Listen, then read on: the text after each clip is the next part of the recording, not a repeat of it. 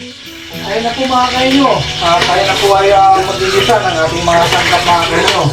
Tayo po ay nagpapainit na po ng mantika mga kainyo. Ayan po, at ating pong unahin ang ating bawang mga kainyo.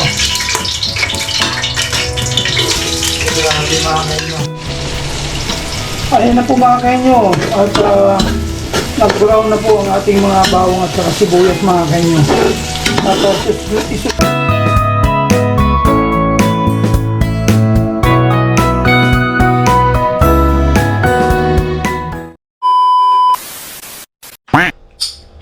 magandang gabi po sa ating lahat. Ito muli ang iyong lingkod, Uyoboy Henyo.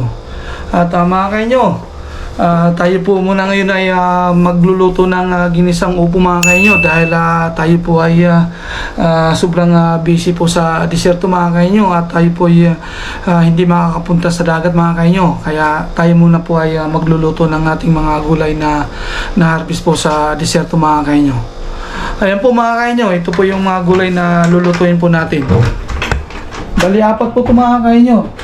Bali, dalawa lang po ang aking lulutuin mga kainyo. At ito naman pong dalawa, sa sunod na po natin yan lulutuin. At marami naman po yan mga kainyo.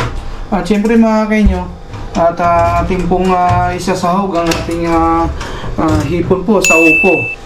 Para ika nga masarap na, mas lalong pinasarap pa.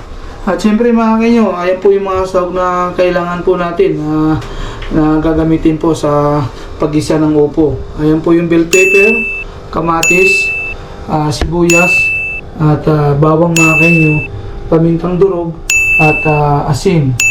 Tapos mantika mga kainyo at tubig po mga kainyo. Kaya mga kainyo, maya-maya lang po mga kainyo, i-update ko po kayo. Kapag tayo po ay nagsisimula na po sa pagluluto po ng ating ginisang upo mga kainyo. Ayun na po mga kainyo, tayo na po ay magigisa ng ating mga sangkap mga kainyo. Tayo po ay nagpapainit na po ng mantika mga kainyo. Ayan po, at ating pong unahin ang ating bawang mga kainyo. Ito lang ating mga kainyo. May pa nga sawag pa lang ang bango na, gutom na mga kainyo. Ayan po, at isusunod po natin sa pag-isa mga kainyo ay ating sibuyas po mga kainyo. Grabe mga kainyo, hindi po natin ito tinipid sa mga sangkap mga kainyo dahil alam po natin yan na ayan po ay isa sa mga nagpapasarap po sa ating pagluluto po itong mga sangkap na to. Bango mga kainyo. Bagong sibuyas pa lang po yan. Hindi pa kasama yung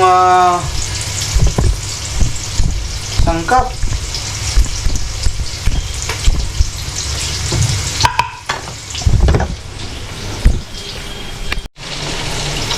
Ayan na po mga kainyo. At nag-brown na po ang ating mga bawang at saka sibuyas mga kainyo. At isusunod na po natin ang ating upo mga kainyo. Ayan po.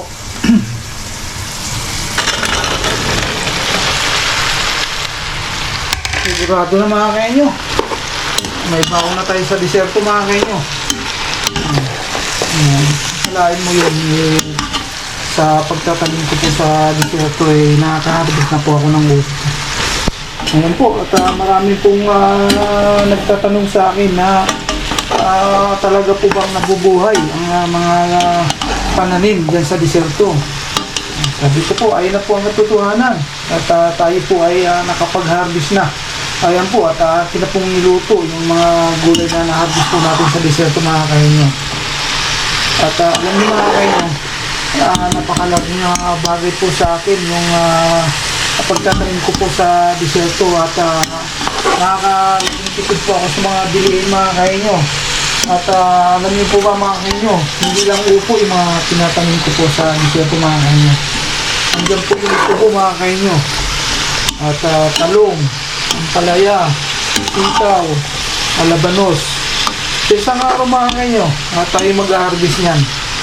sa ngayon po at ito po muna ang ating harvest upo mga kainyo at napakarami po kasi upo na tinanim natin mga kainyo. Kaya mga kainyo, ayan po, maya at i-update ko po kayo.